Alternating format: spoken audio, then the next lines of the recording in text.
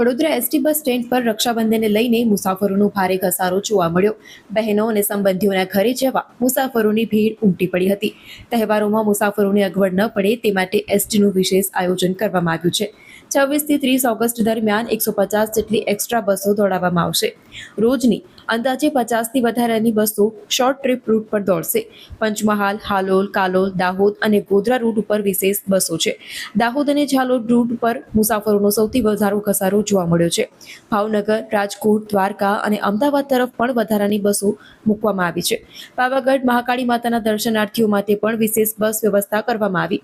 તહેવાર દરમિયાન મુસાફરો સુરક્ષિત અને સમયસર પહોંચે તે માટે એસટી વિભાગ જે તંત્ર છે તે સજ્જ બન્યું છે।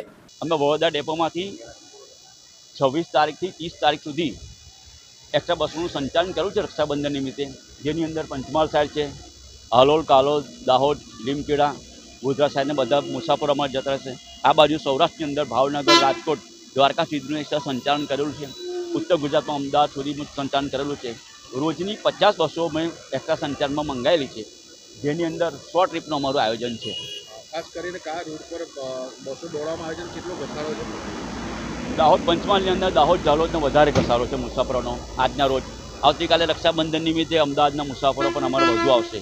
તેમજ પાવાગઢ મહાકાળી માતાના મંદિરના પણ અમારા પેસેન્જર છે, જેનું અમે આયોજન સફળતાપૂર્વક કરી રાખ્યું છે એડવાન્સમાં।